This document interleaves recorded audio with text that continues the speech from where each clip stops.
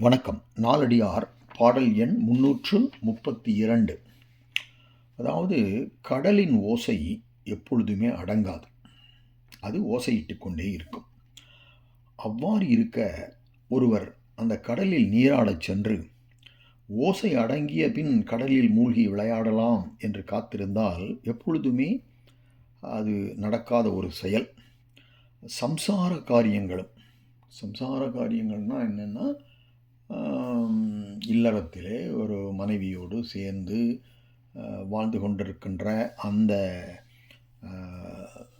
வாழ்க்கை நிலையில் எப்பொழுதுமே ஏதோ ஒரு காரியத்தை எடுத்தால் அது முடிவு பெறாது. அங்கனம் இருக்க அந்த காரியங்களை குறையின்றி முடித்து கொண்டு அறத்தை செய்யலாம் என்று நினைத்து அறம் செய்யாது இருப்பாராயின் எந்த காலத்திலும் அறம் செய்தல் இயலாது.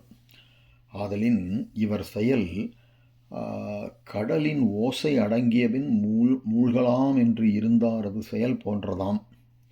இவ்வாறு ஒரு உவமை அணியோடு பாடப்பட்ட பாடலை இப்பொழுது நாம் பார்க்கலாம். பெரும் கடல் ஆடிய சென்றார் ஒருங்கு உடன் ஓசை அவிந்த பின் ஆடுதும் என்றற்றால் இல் செய் குறைவினை நீக்கி அறவினை மற்று அறிவாம் என்று இருப்பார் மாண்பு. அதாவது இல் செய் குறைவினை, அதை மாற்றி கொண்டு கூட்டணும். செய்யில் அப்படின்னு, அதுனா செய்யில் செய்கின்ற வீட்டிலே. எது செய்கின்ற வீட்டிலே? இல்லறம் செய்கின்ற வீட்டிலே. இல் செய், இல்லறம் செய்கின்ற ஒரு வீட்டில் குறைவினை நீக்கி, குறைவுகளை தீர்த்து. அதில் ஏதோ ஒரு குறை இருந்துகிட்டே தான் இருக்கும். இது இருந்தால் அது இருக்காது, அது இருந்தால் இது இருக்காது, இப்படி ஏதோ ஒரு குறை இருக்க தான் செய்யும். அதனோடு தான் வாழ வேண்டும். அதை விட்டுட்டு எல்லா குறைகளையும் நீக்கிய பிறகு அறவினை மற்று அறிவாம் அப்படின்னு நினைக்கிறது.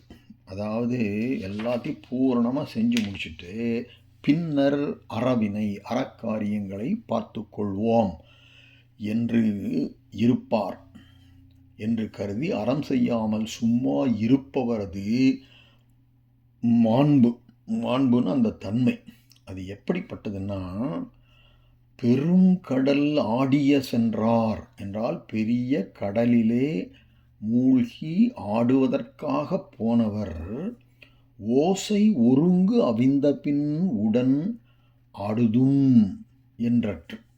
அந்த கடல் எழுப்புகின்ற அந்த ஒலியெல்லாம் முழுவதும் அடங்கிய பின்னால் அப்பொழுது நாம் கடலில் இறங்கி நீராடுவோம் என்று காத்திருந்தால் போலுமா? அப்படின்னா என்ன அர்த்தம்? அறம் செய்வது உடனே செய்ய வேண்டும். அன்றறிவாம் எண்ணாது அறம் செய்க, அல்லது அன்று அறிவாம் என்று அறம் செய்யாதிருப்பது பேதைமை என்று இந்த நாலடியாரில் விளக்கப்பட்டது.